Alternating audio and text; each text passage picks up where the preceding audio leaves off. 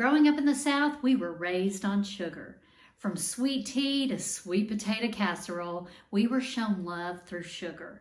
And you could tell by the long dessert tables at our family gatherings and church potlucks. But you've probably realized that all that sugar isn't good for you or your waistline. If you're ready to reduce your sugar without sacrificing your taste buds and your sanity, then this video is for you. My name is Jenny Waters, and I'm a certified nutrition and habit coach for midlife women just like you. And in today's video, I'm giving you my top 10 tips to reduce sugar without giving it up. So my first tip is be aware of how much sugar you're actually eating. I don't know about you, but I'd rather eat my sugar in a delicious cookie than hidden in my pasta sauce. So learn to read food labels carefully. One of the first things I like to look at is added sugars. And since the recommended amount of sugar we women should be having each day is 25 grams or less, I tend to put something back if it's more than 5 grams of added sugar, if it's not a dessert. Be aware of hidden sugars in pasta sauces, salad dressings, breads, even canned soups.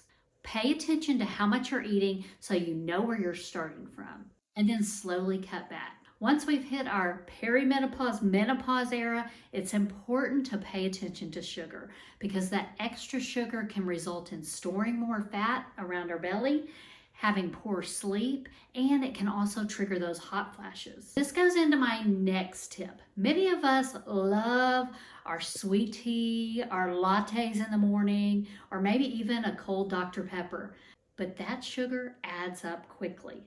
So tip number 2, don't drink your sugar. Sugary drinks can be one of the biggest sources of sugar in our diet. It's very common to start your day with a coffee kind of milkshake and end it with a cocktail or a glass of wine. And just when we think we're being healthy, we'll drink a glass of fruit juice or a smoothie, which is also just liquid sugar. You don't have to go cold turkey and go to black coffee or unsweet tea. Slowly make those adjustments. Dial back that sugar a little at a time till your taste buds adjust. And if soda is one of your weaknesses, I used to drink Diet Coke religiously, slowly switch to sparkling water. Still gives you a little bit of flavor and a little tingle, but you can start reducing that sugar. So tell me in the comments, which sweet drink is hardest for you to give up? I was able to hide candy and cookies from my daughters when they were growing up, but never successfully from myself. I know exactly where it all is, and when a craving strikes, that chocolate from the back of the pantry is calling my name. So that leads me to my next tip. Practice willpower at the grocery store instead of in your kitchen. The easiest way to do this is to first go grocery shopping when you're not hungry. We know better. Have a list and stick to it, and maybe avoid that cookie and candy aisle. And if you do see something really tempting, put that decision off till next week, and maybe that craving will subside. I have successfully not bought these pumpkin spice cookies that have been calling my name at the store because I know when I get home, that temptation is going to get even louder. So practice that willpower at the store. And if you can't give up one of those cravings, maybe find a little healthier version of it. If you need more accountability to follow through on this, that's what I do in my Fueled for Fun program, and you can find the details below. When you're looking for a healthy alternative to some of those sweet treats, a great swap is nature's very own fresh fruit.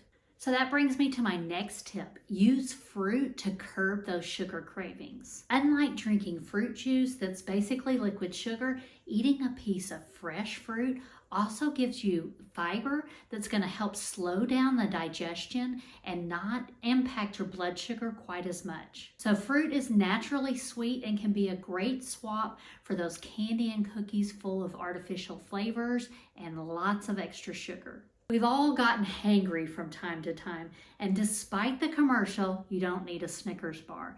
Which brings me to my next tip. What you actually need is protein.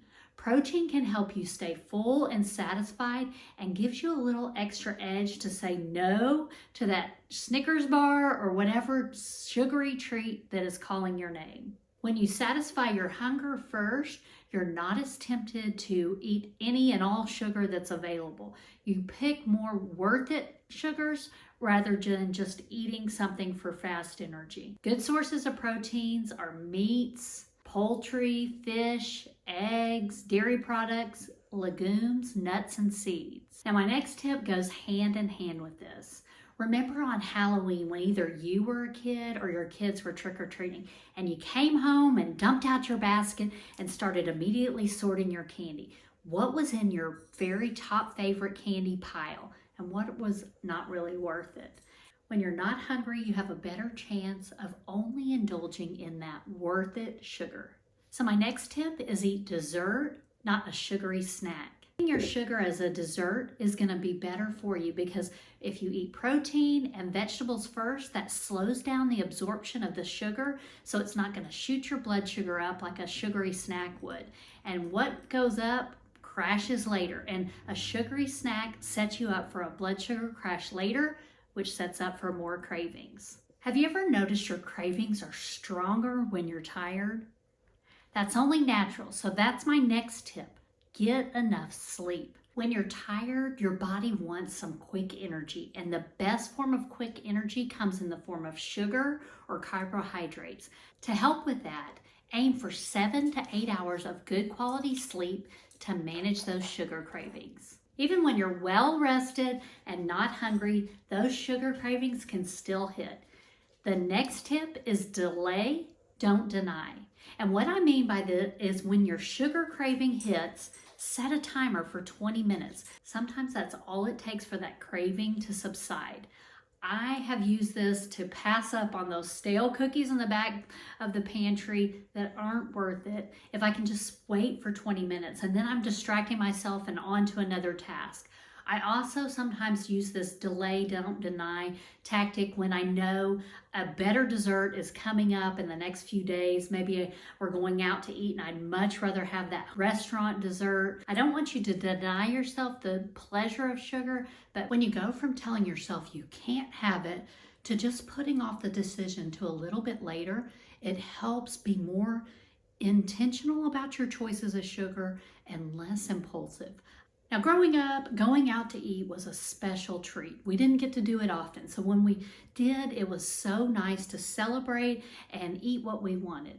Nowadays, that's no longer a treat. It's just a part of everyday life.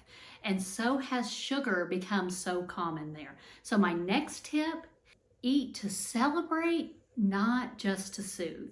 And what I mean by that is a lot of times when we're bored, we're stressed, we're tired, we reach for sugar as a special treat. You know that saying, treat yourself. But instead, I want you to intentionally choose times when you're actually celebrating to enjoy the moment. It's a birthday party, a special occasion. That's when it's great to really intentionally choose that sugar. When you're trying to soothe yourself with sugar, ask yourself, what am I really hungry for? Am I just tired, stressed, angry, some kind of emotion that I'm trying to not deal with and I'm reaching for sugar? And when you can take a step back and really evaluate what you're feeling, you might realize that sugar's not going to solve anything and it might actually make you feel worse after. So choose intentionally when to celebrate with sugar and when to back off of it and find other ways to manage those feelings. Maybe it's a walk outside or call a friend or even take a nap. Food makers know that our sweet tooth is strong and they like to feed that to get us to buy more products. So they intentionally amp up the sugar bliss factor in those foods. So my last tip is to eat more real food. When you eat food at home, you have control of the ingredients. There's no sneaky sugars or even artificial sweeteners in there that are really amping up that flavor. You get to enjoy the fresh, delicious taste of real food. I remember when I was doing youth director and the kids slowly but surely stopped picking the homemade cookies and went for the store-bought Walmart highly sweetened sugar cookies. And I realized that their taste buds had been hijacked.